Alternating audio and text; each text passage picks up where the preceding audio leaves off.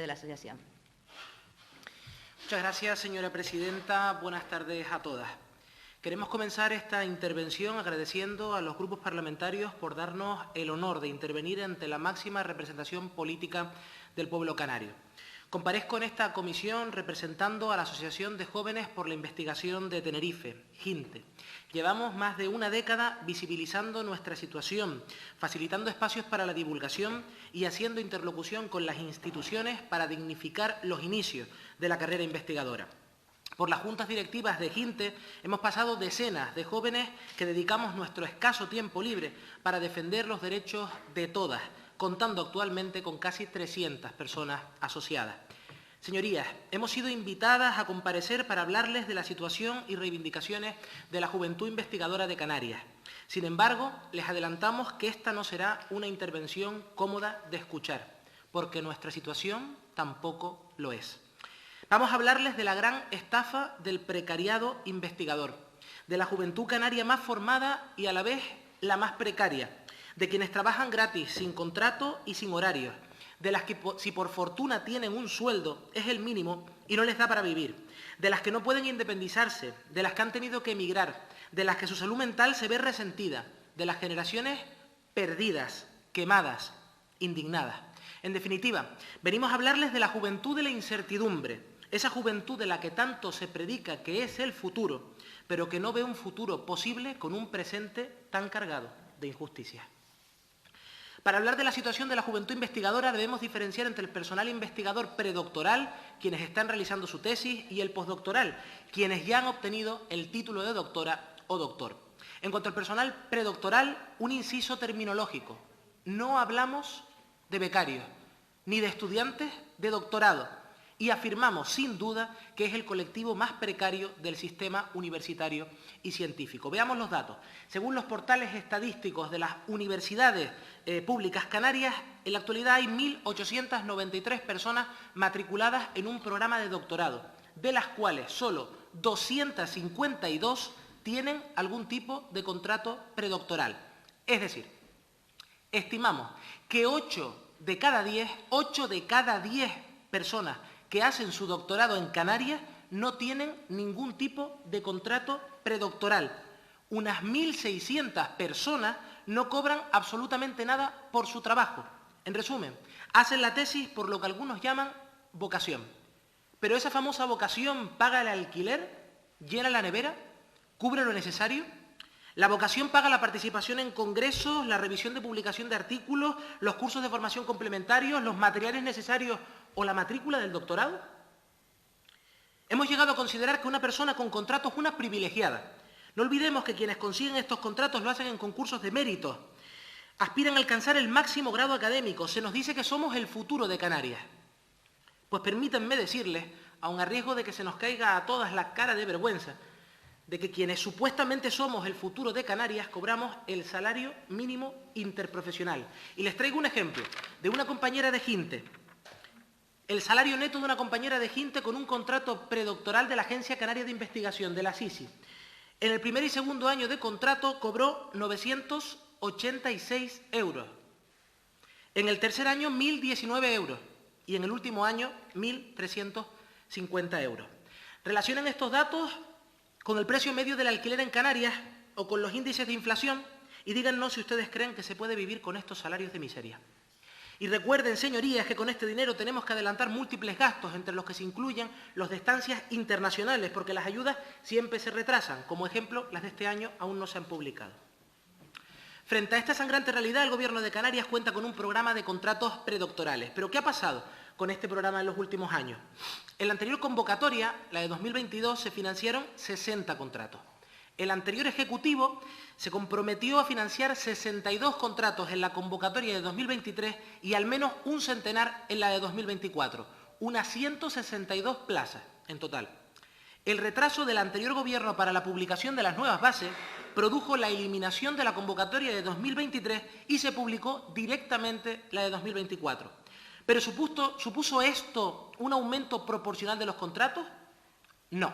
Se financiaron 80 contratos que tras la presión social llegaron a 85.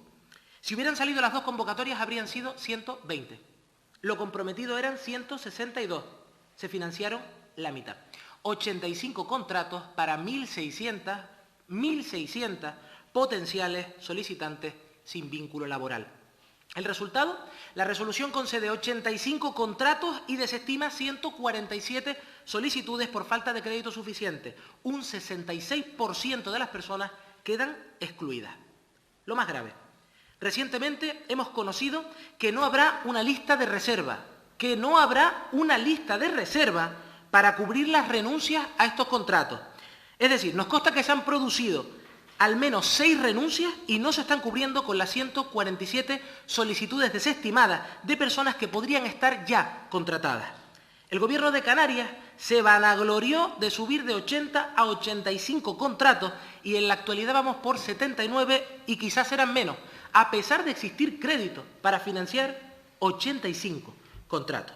Por otro lado, mientras se habla del envejecimiento del personal de las universidades públicas, tampoco se las financia como debería, ni se dan los mecanismos para rejuvenecerlas. Sin ir más lejos, el pasado año el Gobierno de Canarias impidió que la Universidad de La Laguna publicara una convocatoria de 22 contratos de ayudantes predoctorales por una inadecuada interpretación jurídica de la LOSU, de la nueva Ley de Universidades. No habría costado ni un euro al Ejecutivo Autonómico y aún así lo bloquearon, lo que ha causado que la convocatoria propia de contratos predoctorales sustitutivos aún no se haya ofertado y que el personal predoctoral siga en un limbo un año después.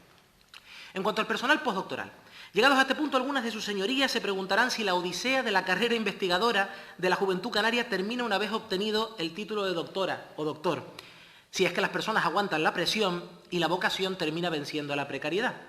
Pues no.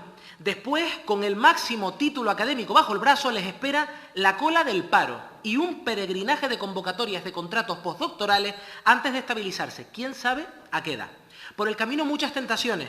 Unas nos invitan a abandonar la carrera científica ante la incertidumbre, los bajos salarios, las nulas oportunidades laborales y los problemas de salud mental. Otras nos alejan de Canarias y nos fuerzan a emigrar para obtener méritos y lograr oportunidades con la esperanza de volver. ¿Pero a qué precio, señorías? ¿Merece la pena? Porque, como decía Catalina Ruiz, el problema no es que te vayas, es que tu país no te da la oportunidad de volver. Y eso es lo que está pasando en Canarias. Ante ello, el programa postdoctoral Catalina Ruiz existe actualmente y existen en él también múltiples incidencias. La primera son unas bases hechas sin contar con los agentes implicados, lo que hace que su contenido esté alejado de la realidad y explica buena parte de sus problemas. En la última convocatoria, de las 30 solicitudes presentadas, se concedieron 9 contratos, todos ellos con la misma puntuación, idéntica a la que tenían 6 personas más con solicitudes desestimadas por falta de crédito presupuestario. ¿Quieren saber cuál fue el criterio de desempate aplicado, señorías? El orden de presentación de solicitudes. 6 personas se quedaron fuera por presentarla unos minutos más tarde que las 9 primeras. Un despropósito desconectado de los méritos alegados. Lo último que sabemos de este programa es que no se ha publicado la convocatoria de 2024 y, según nos consta, la SISI no tiene previsto hacerlo como tal, ni tampoco ha salido todavía la convocatoria de proyectos de I+D. Mientras tanto, Canarias sigue sufriendo la fuga de cerebros de personal postdoctoral, el más formado y a la vez el más olvidado. Señorías, a la vista de la dramática situación descrita, reivindicamos, primero, las líneas de acción generales de Canarias deben cambiar de prioridad respecto a las actuales, que se centran en la innovación en el sector privado. No se puede construir un tejido científico de calidad sin prestar atención a la formación y retención de talento. No se puede empezar la casa por el tejado. Las comunidades autónomas punteras en ciencia lo son porque tienen programas de contratos pre- y postdoctorales consolidados desde hace décadas. Segundo, se debe consolidar y mejorar el programa de contratos predoctorales. Exigimos la constitución de la lista de reserva en la convocatoria de 2024. Se deben reformar las bases eliminando los aspectos más lesivos. Hay que incrementar el número de contratos y aumentar las retribuciones. Tercero, debe aclararse el futuro de los contratos postdoctorales Catalina Ruiz. Rechazamos su posible eliminación e invitamos a la SISI a mejorar su regulación con los sujetos implicados y exigimos un aumento significativo del número de contratos. Cuarto y último, el Gobierno debe mejorar su coordinación con universidades y juventud investigadora. Las bases de las convocatorias deberían ser negociadas con los agentes implicados, contar con financiación suficiente y tener un calendario estable. El Gobierno ha anunciado el inicio del proceso de elaboración de un proyecto de ley canaria de la ciencia, en el que esperamos que se cuente con gente para hacer partícipe al colectivo que conoce y vive esta realidad. Por el momento, la consejera de Universidades no ha respondido a ninguna de nuestras solicitudes de reunión y, por lo que vemos, tampoco ha podido hoy escucharnos. Nuestras puertas siguen abiertas y esperamos que pueda conocer nuestra realidad. Termino, señora presidenta, con unas palabras del doctor Antonio González, rector honorario de la Universidad de La Laguna. Democracia, autenticidad, diálogo, palabras mágicas de siempre que tanto y tanto se vienen repitiendo en España en estos últimos tiempos. De tanto repetirlas van perdiendo su auténtico significado y quedando como vasijas más o menos vacías. Actuar democráticamente, con autenticidad, practicar el diálogo, no son tareas fáciles. Necesitan mucha práctica y tener una gran dosis de humildad. Creo que es hora de empezar a practicar estas virtudes. Esperamos que esta intervención haya servido para mostrar más de cerca la realidad de la juventud investigadora y que permita a las instituciones públicas canarias nos pongan de una vez por todas como una prioridad desde la democracia, la autenticidad y el diálogo. Porque no queremos seguir siendo una juventud sin futuro, queremos tener un presente digno y un futuro prometedor que será capital para el porvenir de Canarias. Muchas gracias.